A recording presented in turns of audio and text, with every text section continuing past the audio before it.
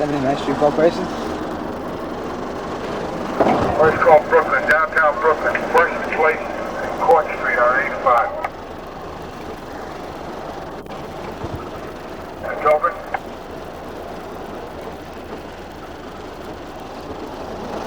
Next call, downtown Brooklyn, Court and First Place on 85.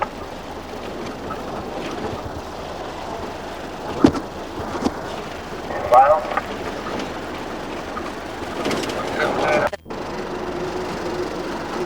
A little mixed up. Started down here.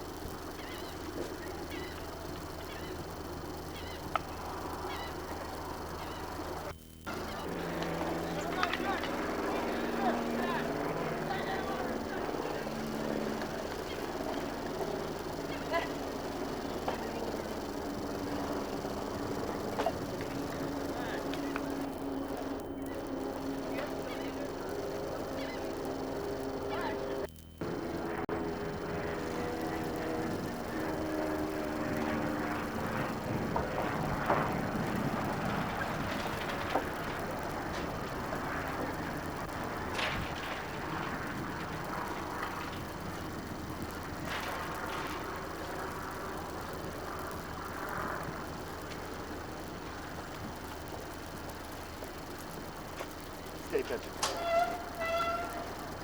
Welcome.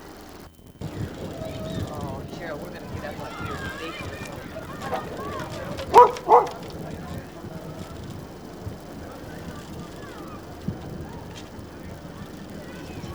Great. This tea is exactly what I need.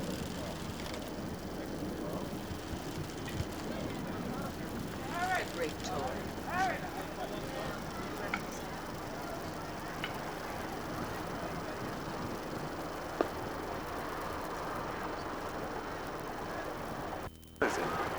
So how quickly does the water come in?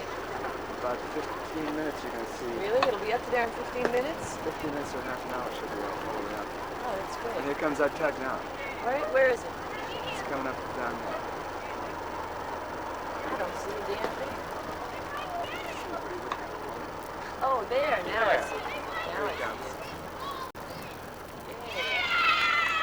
Okay, I'm going to go with Ship ahoy and Ship ahoy 'em. toot-toot-tooty. Yagadabadooby. This is such We got about 5 people. a... I know. I got a little sweatshirt with sleeves. I'll put that on. The sun comes out full blown. This has some sleeves. And I've got a windbreaker.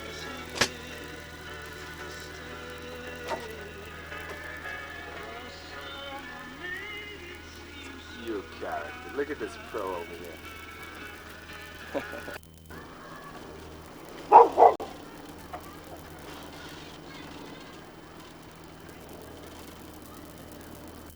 You know what?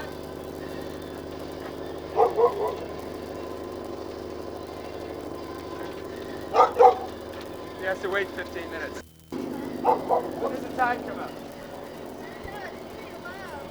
It's coming in though. How long does it take to ride? Usually a half hour? Rising in 15 minutes now. We can walk.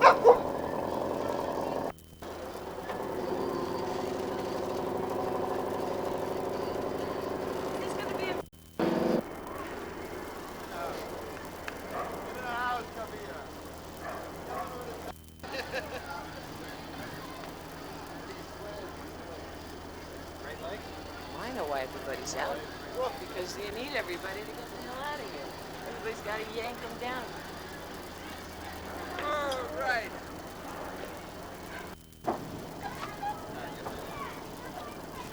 Got a line on that? No. It's coming.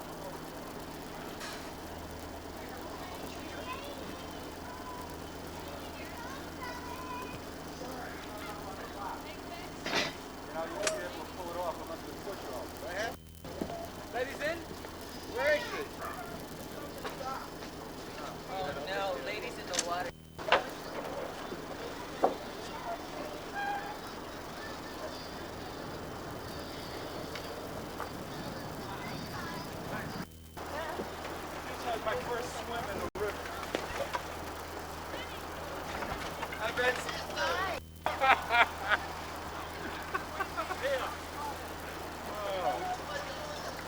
You know, Pete, I'm the only one that laughs at you beside Kate.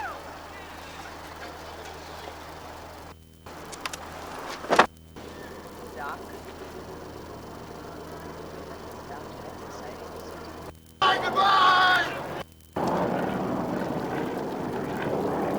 Now don't be falling over there, lady.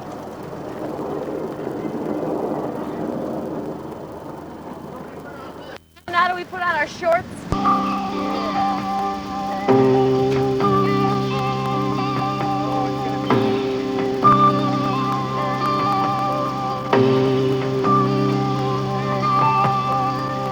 There's a land so far away where ageless children play,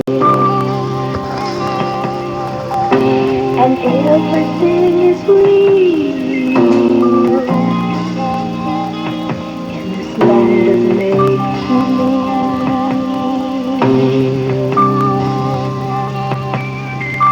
You can hear a song up high. Oh, watch the wind dance across the sky as the ships begin to sail away across the magic sea.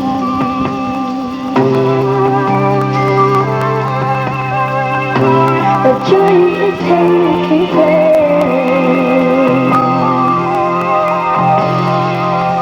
today.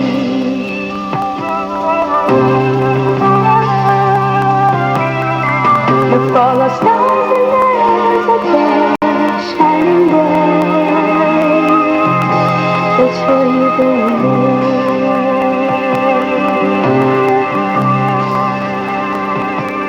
Sail on, Captain, now. Sail for the world ahead.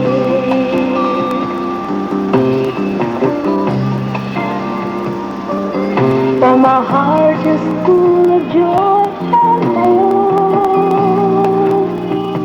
from all the stories I've read. Oh, Captain, my Captain, there's so much to be known.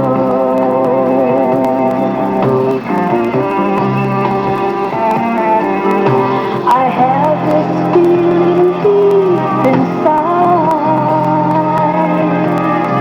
that I'm on my way home. I can see the land arising above the sea.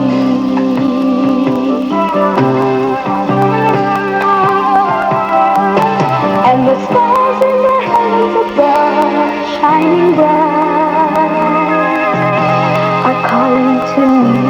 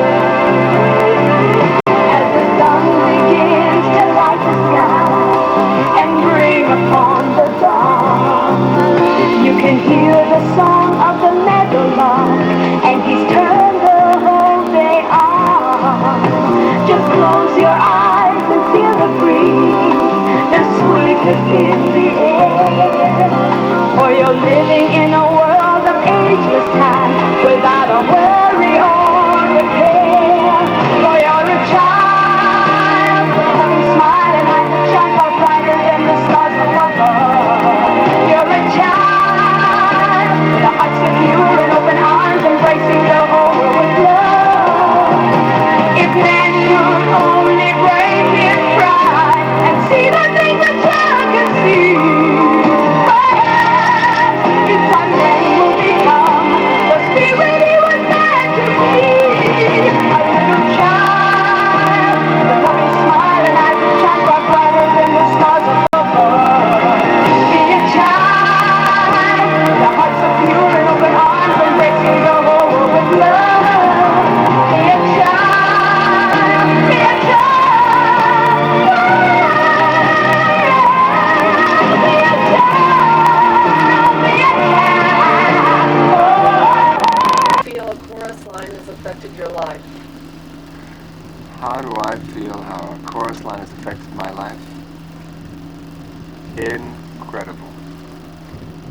Michael Bennett asked me to do this show. When we opened in London, I wrote him a note saying I really appreciated him asking me to join him on his success journey. That journey has changed my life. I've always wanted to become an actor, and then finally he gave me the chance to have one of the meatiest acting roles in a musical. And now that's led to 3 years later to do Chekhov in The Three Sisters. And finally I'm breaking another barrier, which in this business people tend to think of you as a dancer and that's all you can do. And finally I can cut that umbilical cord and do the next part of my own life, which is straight acting. Has being Norwegian been an asset or a hindrance in your career? Being Norwegian? I think that's an asset because it seems that most of the people in the world have respect for Norwegians. They trust them, they're good people, they're clean people. They love clean here in America. No, it's been an asset. They have a good reputation. I don't know if I've fostered that reputation at all, but I know that the background of the Norwegians is highly respected in this country anyway. Has there been any prejudice that you've confronted in your career, being from a different country? No. Only when I was a kid, when I first got here. I kept on changing my name because I couldn't say Eivind. Let's say Eivind calling or things like that, so I changed my name to Tim for my adolescent years. Finally, I got the courage again to say, well, it's time you better learn how to say my name. Do you consider your career a struggle? No, I've been very fortunate. I'm a lucky person for some reason. I guess maybe because I'm 6'4". And what's driven you? Oh, that's easy. Love. The need for love was the beginning. The first drive was love. The need for that audience to applaud. It was just like I didn't get enough from. I needed a lot of love. It wasn't that my mother didn't give me a lot of love. My father gave me zilch love. That was going to be the next question. You asked Sheila in a chorus line about her parents. What influence, if any, did your parents play in your career? I think most people who go into show business have the same common denominator, the need for a lot of love. That's why it's a wonderful atmosphere being around show people, because they're always giving love and taking love abundantly. That was the first driving motivation. But then you start thinking about, well, you got enough love now. Now what is it about? Maybe it's about the work, the craft. Yes. So you go into finally discovering that you're an artist. Not realizing before, but realizing why you were on stage. And then you develop and you find out that you've got a craft. And so the second stage is then becoming an artist. And not having that great need for you understand it. It's very, theater is very psychodrama therapy. You begin to really understand a lot about Therapy, you mentioned therapy. Do you feel that it's a neurotic drive that makes you keep going and confronting the struggle? Not or anymore. The competitiveness? Not anymore. It's not about that anymore. Because I'll leave this business in 2 seconds if I find the need to do something else to grow as an artist so that I can bring it back on stage. So you want it to be a positive experience. Exactly. Can you identify with Zach, the character you play in a chorus line? No. I'm not that character. I have parts of that character in me, but I've really based it on people I've worked for. The hard part with the role of Zach is the continuance of the first impression on stage. That I have to create this powerful image, then I have to stay with it on that microphone, and the audience has to get a clear picture of me on that stage, and then remember me when I get on that mic that it's just as powerful. That's the continuity of that character, to make that transition from the stage onto a microphone, hold that feeling that they get from you, and then so that when the time I come back on stage, it's been all one. It has never been that I'm off stage. And that's the whole purpose of the character. The whole stage is the theater. But off stage, in your career, you are on the line as the people are on the line in your audition you're giving in chorus line. Is that not true? You still go to auditions and find yourself Yeah, that's the hard part. in the position that other people are Zach. Yeah, that's true. That's the hard part about going to an audition again. I've been fortunate. I've never really had to audition after the first 2 or 3 auditions I had.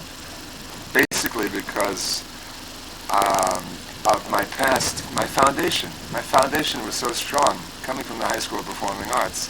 When I graduated from that school, I had the dance aspect down pat, and I was a very highly qualified dancer.